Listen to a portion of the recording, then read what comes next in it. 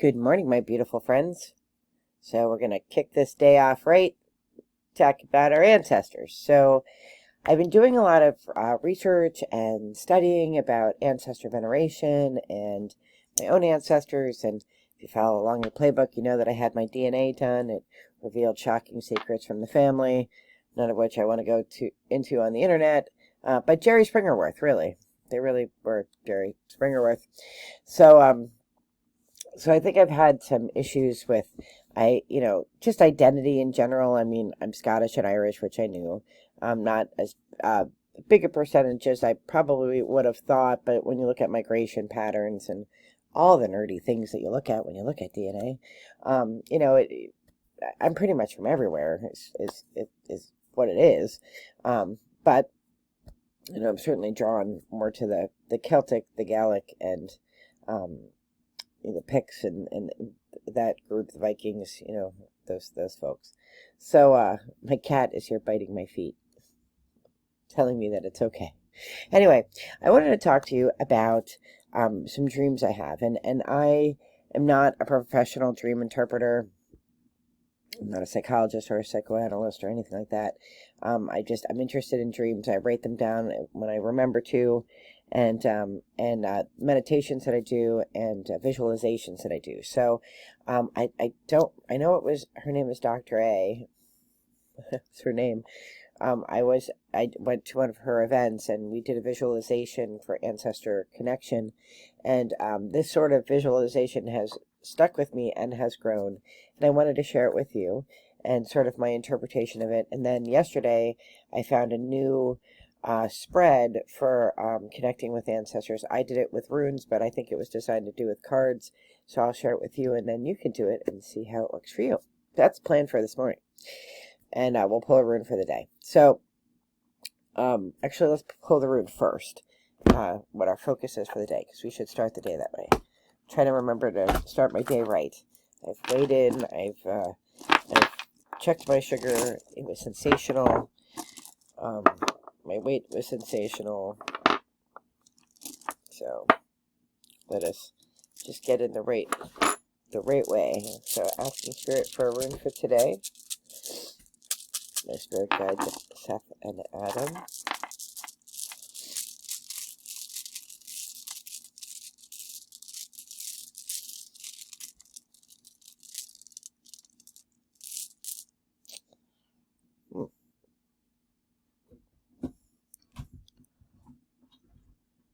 So that is Fehu, which is the first letter in the Elder Futhark alphabet, right? It means new beginnings. It's domesticated cattle, so it means wealth and blessings. If you think about domesticated cattle, right, you have to have a little bit of money and land to have domesticated cattle.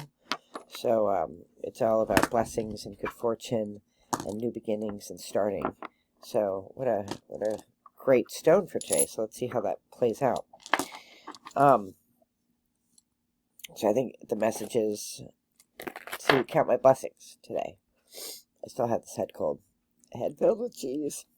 Anyway, so the visualization that we did for this, it was an ancestor event. So, I mean, that's why we did a visualization on ancestors.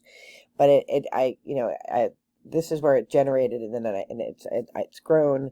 I write about it. I think about it a lot.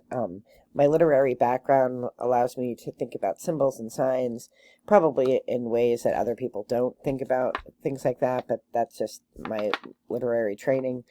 So basically, it always starts the same place. When I visualize, I want to go see my ancestors, and I do this regularly. I try to visit, often. I would love to say I do it nightly, but sometimes I forget. So basically, I'm in a field. It's not a busy field filled with flowers. The grass is cut. It's not neatly cut. Like, the grass is shorter, but it's not maintained, if that makes sense. And there's a dirt path that goes down. It's not the middle of the field. It's kind of like off to the side. And there's woods on one side, and I don't know what's in the back. Like, I don't know where it is I come from to get to this field, but I'm in this field, and the thing that I think about the field is that this path that I'm on is just a dirt path. If you're familiar with hiking, it's a little bit bigger than like a deer trail, but not well worn like the Appalachian Trail. It's like sort of between that, and I have the sense that I'm the only one who uses this path, but it is well worn. But I'm the only one who uses it. There's never anybody behind me. There's never anybody in front of me. There's not anybody around. And while the grass is kept, it's not overly neat. It's not wild. But somebody definitely maintains the grass, right? It's not, somebody, cuts the grass, but it's not sculpted, if that makes sense. As I get to the end of the path, on the left side of the path, like I'm walking, I'm like walking towards woods, I guess. I don't know actually what I'm walking toward, because when I get to the house and the path ends, there's a passageway that I go down. But I think there's woods back there. So on the left side, there is a house, and it is a house that is falling down. It's more of a modern construction, like a 1950s kind of house. It's not any house that I've ever lived in. It's wooden construction, and it's falling down. Like you know that you couldn't live in it, right? There's like a porch, but the porch is falling down. There is glass in the windows, but some of the glass is broken. But you don't get a sense of depression when you look at the house. You get a sense that, oh, look at that beautiful, dilapidated house. It held, at one time it held memories and hopes and dreams and fears and tears, and you just get this sense of love for this house, but an acceptance that you could not live in this house. Like, this isn't my house specifically. So, am I over analyzing of this house? I feel like because of where I'm going, this house represents sort of all of the houses that I've ever lived in. And I did move around quite a bit as a young adult, having great opportunities here and there to, do this and to do that. And so this sort of house represents all of them. And I think it represents the temporal world, right? The world that we live in, which is very temporary. And where I'm going, which I'm going to talk about in a minute, is not temporary. It is eternal. So this is just a reminder that there's beauty in the temporal, hopes and dreams and the lessons that we learn in this life, the fears. I always think, somebody in this house, went on a first date. Somebody in this house had their heart broken for the first time. Somebody in this house had a great recipe for something. And the house stands alone. There's no other houses around it. There aren't any gardens around it or anything like that. It's just this beautiful, wooden constructed, 2-story house with a porch that you can't live in. But you get to see it, and you get to be reminded of the beauty of this physical life. So you pass that, and you come to a giant. I don't want to call it a pit, because it's not. It's constructed, so it's almost like a well, like a shaft for a well, but without the well part in it. But it's a circular stone structure that goes, that you go down pretty far down, to get to the other world. So in a lot of different traditions, there's the world above and the world below. The hair, which my card came out yesterday, the other world, right? So in this passageway, it's this giant, castle-like circle made of stone, and it has rungs that are made from iron that are in the wall. So it's very safe, it's very strong, and it's well kept, right? So alongside of those rungs are torches that are kept lit. And when I think about this this chamber, is that somebody maintains it, right? I don't maintain it. I'm not keeping those torches lit. I'm not keeping those rungs steady and strong. There are no cobwebs. There's not bats and, there could be bats and spiders, because I'm not afraid of them. But, it's a welcoming chamber, right? It's welcoming, and I go through the process of going down. Sometimes I go real fast to get to my ancestors. Sometimes I take my time and climb down more carefully, but somebody is maintaining this space. And again, this space is only for me, right? Nobody else has ever come and gone into this chamber. Nobody, I've never seen anybody come after me. I'm not following anybody, and I have the sense that this chamber is my chamber, my way of getting to the other world, and it's very peaceful. It's very welcoming. I'm never scared when I'm in there. I'm going there. Sometimes I want to get to my ancestors faster, sometimes slower. I try to pay attention to what's all going on around me. At the bottom, which surprises me, I come out to a beach. Now, I would say that if I were going to imagine this on my own, it would be a forest or a mountain. It wouldn't necessarily be a beach, but it's a beach at sunset. Doesn't look like the beach at Deal Island. Doesn't look like the beaches at Iona. It's its own unique thing. And it's usually sunset. It's usually sunset when I arrive. And off to the left, like on the right, it's just barrier rocks, and it's a gentle, like the tide is coming in, and it's gentle laps. It's not stormy. It's nothing like that. There are beautiful birds flying around, birds that are probably more native to the Northeast United States. There's nothing crazy. There aren't hippos or anything like that. It's just beautiful, gentle, serene. It's pretty. The sun is setting.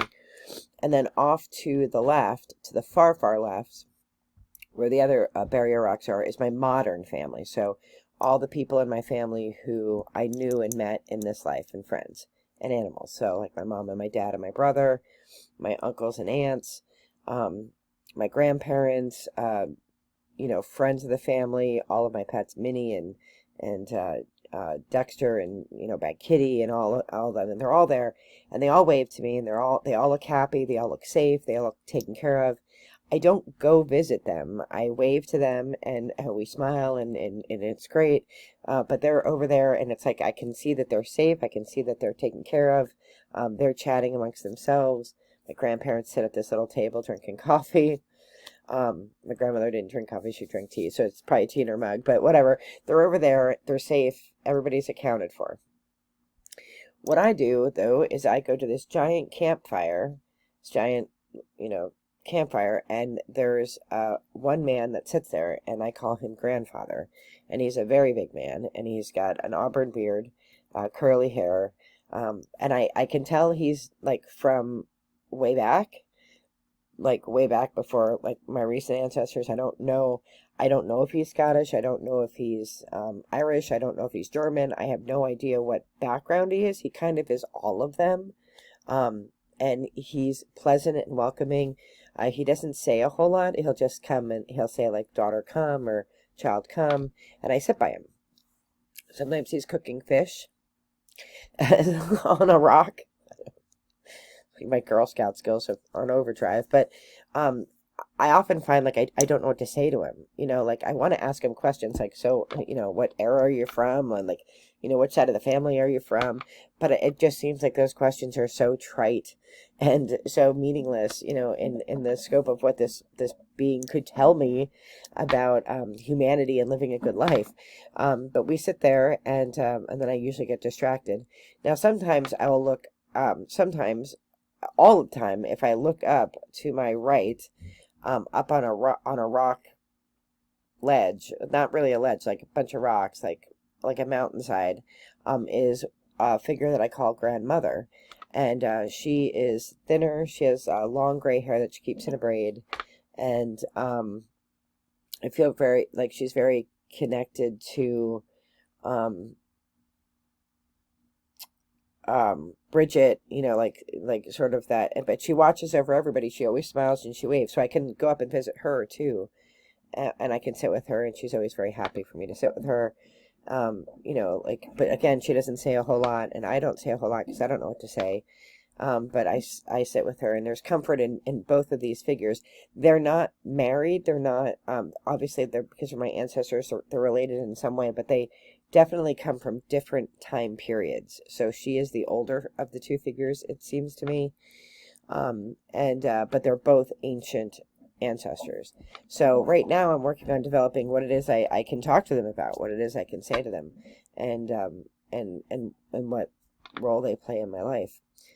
So, so if it helps you to visualize your ancestors, I mean, again, not an expert in any regard when it comes to this, but sit quietly, do your meditation breathing, and just visualize and just see what your mind creates, right? You may not create this particular scene, probably won't, because it's unique to each person. But take the time and don't worry about unpacking it all at the same time, and don't worry about analyzing it all at the same time. I've been having this visualization probably now for about a year. So I've thought about it. It's pretty consistent. It's always pretty much the same, but it's going to grow from here. So I'll keep you updated. The spread that I learned about yesterday, it was just on a random website, and I don't remember what I looked up and found it. I was like, oh, this is really good. I took a screenshot of it so I would remember, and I did it, and it was really, really interesting. So it is it is in the form of a sort of a Celtic cross with if your paper is like this, it starts with the 9 o'clock position, and it goes around. So 9 o'clock, 12 o'clock, 3 o'clock, 6 o'clock in front of you. And in the 9 o'clock position is what gift from my lineage is available to me now. And the stone I had pulled was Athala, which is ancestral connection. And then number 2 is what ancestral wound am I carrying? And I had pulled Nothis, which I feel like in recent human history, my lineage on both sides, and certainly the crew that carried me into the world, is filled with some chaos, some off the path behaviors, things that you don't write home to mom about, stuff that the folly of human error, but also really largely, when I think about it, largely associated to the world in which we live, that's full of technology, war, and strife, right? So it isn't a shock that bad decisions are made when people are called up to kill other people in war, right? Or people are poor because of war, or people have to leave their home country because they're going to go into a workhouse. Like, I feel like the decisions we make are often situational, and they do impact generations, and and it's up to us, the ones in this generation, to sort of figure it out, sort it out, heal what we can, or forgive the past and move on. So it was interesting that Nothis was the stone that of the wound I was carrying. In the 3rd spot is what action can I take to help heal this wound? And I thought that was really interesting. The stone that I pulled was Tiwaz, which is leadership, justice, logic. I think it's really just, accepting, what's in the past is in the past, and we cannot change it. Whatever our story from our ancestors is, whatever wrongs they did, whatever rights they did, like, we don't have any ability to change that. But what we do have the ability to do is change now for us, and how we move forward, and how we look at I often think one of the things I think about a lot. I do a lot of work with diversity, equity, and inclusion. I'm very passionate about it, and I used to always say, well, I wasn't here. I wasn't on this land when we took it from the indigenous Americans. I wasn't on, my families, neither one of them were here when people were enslaved. And this weekend or 2 weekends ago when I was on Deal, I was thinking about, oh no, was it yesterday? It was yesterday. It was yesterday. I was thinking about something similar on Deal, but this is when I thought about this. Oh, brain. I was doing this meditation for ancestral connection, and it had, and in this meditation also had a campfire, and you invited everybody, like from your family and your spiritual leaders and all this, but the people that you invited that I never thought of inviting were the people who were original to this particular land where I live, which is the Lenape Indians. So I always say, like, I wasn't here for that, but I'm still living on their land, right? Like, if somebody, like, steals a cookie and shares it with you, like, you're still eating a stolen cookie, right? I mean, and I don't want to obviously, reduce, what we've done to the indigenous Americans down to cookie stealing, but you get the drift. Like, it's still, this land belonged to a group of people. This land belonged to people, and we took it, and I live on it. I benefit from the thievery that happened before my family came here. So I think it is proper and appropriate to always say thanks and express gratitude to those maintainers of the lands, the people who cultivated this land and made it possible for generations today to be here. So so I think being wise and applying logic like that those are the tools that we need to work through, or that I will work through my ancestral wounds. And then the last card in the southern position is, how can I honor my heritage? And the stone was Iwas, which is transportation, travel, physical travel, but also sharing, talking about ancestral, talking about how to connect with ancestors, and sharing my own struggles with you and with others about, the desire to connect with ancestors, and to, I'm always very critical of myself, that I'm going to make stuff up in my head because I want to believe it. And so I want to have that connection. I want to have that experience. So, I will not falsify under false pretense for notoriety and fame, but just because I want to create, like, if there's silence in a room and you don't speak, and then somebody somebody says something stupid because they're just trying to fill that space. Like, I don't want to do that when it comes to my ancestors. I don't want to just fill space. I want it to be authentic. I want it to be, to be real and not fake, not just made up because I want to fill that space. So I think, I think I'm called by my ancestors to just talk about the journey that I go on with, honoring my ancestors, identifying them. Does it matter that I know who they are specifically? Well, nobody really knows past a few generations. I mean, the English kept great records, and, from my mother's side, I can get pretty good records. At some point, I mean, I'm a little bit of everything, which, I wanted to be like 90% Scottish and, 10% English. I knew I was German because my dad is German. And my mother's father was German. So, I kind of knew some of that, but I really am more of a mutt than I thought I was. And so I was a little disappointed by that. But now I'm kind of like, that means that I have a little bit of DNA everywhere. Like, that's actually a good thing, right? It shows the migration patterns of the Gaels, and it shows, and the Celts. There were Druids in a lot of different traditions, not just in Scotland. There were Druids and, the Magi in a lot of different traditions. Definitely drawn to that for whatever reason, whether it's in my blood or not. Sort of the spirit and of the philosophy of, walking your path and helping others on their path and being a light in the world. So anyway, I will put the directions below so that you can do this spread. I did it with Rune Stones. You can do it with cards. And I wish I could remember the site that I got it off of. I took a picture with my phone, and then I didn't. I mean, I'm going to look and see if maybe I captured the website. If you have time, just sit, put some music on, do your visualization. I would love to see where it is you go. So I am wishing you all the very best in light and love. Be well. Take care.